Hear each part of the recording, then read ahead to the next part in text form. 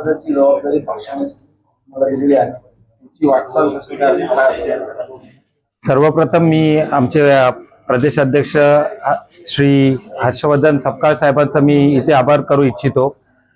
त्यानंतर रमेशजी आमचे जे प्रभारी आहेत त्यांचं, आणि नंतर आमचे जे सिनियर लीडर आहेत श्री गणेश पाटील साहेब यांचा पण मी इथे आभार व्यक्त करू इच्छितो की आम्हाला एक नव्याने संधी दिली. आमची प्रामुख्याने गेले कित्येक वर्षापासून मागणी होती की डोंबिवलीमध्ये एक वेगळे डोंबिवली हा एक वेगळा जिल्हा करून डोंबिवलीला एक वेगळी संधी देण्यात यावी, आणि आज एवढ्या वर्षांनंतर ही आम्हाला संधी मिळालेली आहे. तर बरेचसे कारण होते की आमचे काही पदाधिकारी सोडून द्यायचं कारणच हा होता की कल्याण आणि डोंबिवली मधला हा जो एक भ्रम होता की पद मिळणं किंवा पुढचे कार्य कसं करता येईल याच्यामध्ये जो भ्रम होता तो आज कुठेतरी संपुष्टात आलेला आहे असं मी इथे सांगू इच्छितो.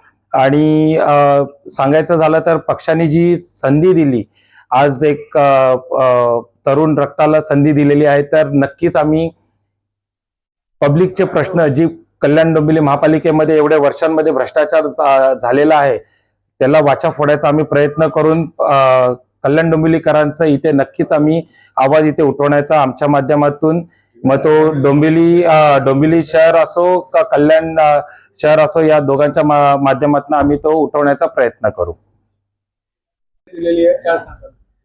मी माननीय आमचे प्रांताध्यक्ष हर्षवर्धन सकपाळ साहेब, आमचे महाराष्ट्राचे प्रभारी रमेश चेन्नीथेलाजी व महाराष्ट्र प्रदेश काँग्रेस कमिटीचे वरिष्ठ उपाध्यक्ष ॲडव्होकेट गणेश पाटीलजी यांचं आम्ही मनापासून धन्यवाद म्हणतो की त्यांनी आम्हाला दोघांना, मला आणि अमित म्हात्रे यांना दोघांना आम्हाला काम करण्याची जी संधी दिली आहे. येणाऱ्या काळामध्ये जी पक्ष संघटना काँग्रेसची आहे आम्ही ती वाढवण्याचा प्रयत्न करू.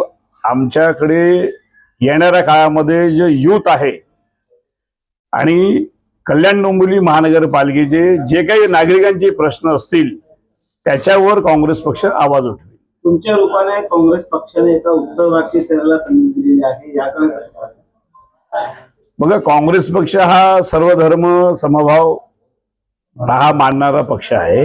तर इथं जाती, प्रांत, भाषा हा काय प्रकार नाहीये. आम्ही पक्षामध्ये गेली 30 वर्षापेक्षा जास्त वर्ष झाली आम्ही काम करतोय.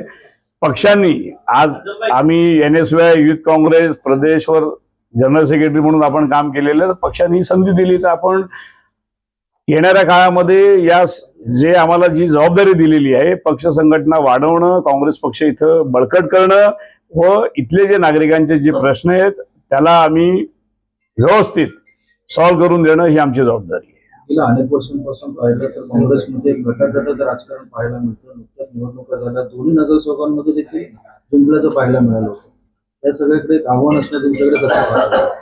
नाही, काँग्रेस पक्षामध्ये बघा प्रत्येक घराघरामध्ये ते चालत असतं. तर त्याच्यामुळे काँग्रेस पक्षामध्ये आजच्या तारखेला कोणत्याही गटातटाचं राजकारण नाही आहे.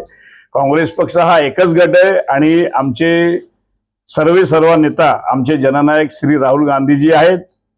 आम्ही त्यांच्या आदेशावर आणि आमचे जे राष्ट्रीय अध्यक्ष आहेत खरगे साहेबजी यांच्या आदेशावर आम्ही काँग्रेस पक्ष हा कुठल्याही गटाचं राजकारण न करता इथं आम्ही सगळे जोमाने काम करणार आहोत.